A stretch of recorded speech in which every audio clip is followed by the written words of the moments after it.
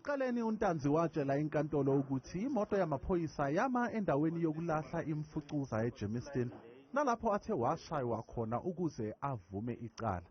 Kodwa-ke iTracker yemoto iveze ukuthi imoto ayehamba ngayo ayikaze ime lapho.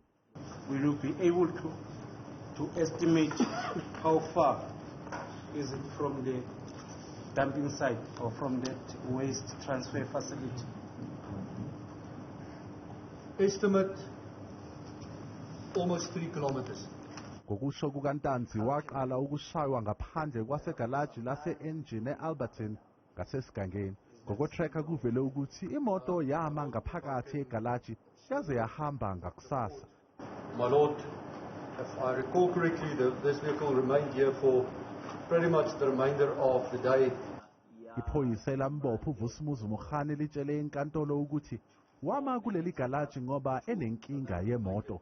Okwamanje akucaci-ke ukuthi ingabe le moto yama ngempela yini esibhedlela iBarakwana njengoba kuvela ukuthi GPS unlock okungacaci ukuthi kwabe kuchazana.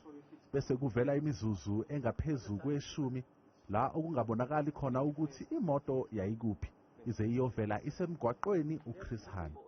uNtanzi uthi kwamiwa kuleli galaji ukuze kuthathwe iphoyisa uRaphadu nowayekhona khathi bemshaya eOrlando wasethatha amazenge eminwe esiteshi samaphoyisa eMoroka nalapho okwakumele enze khona isitatimende ngokusho kombuso.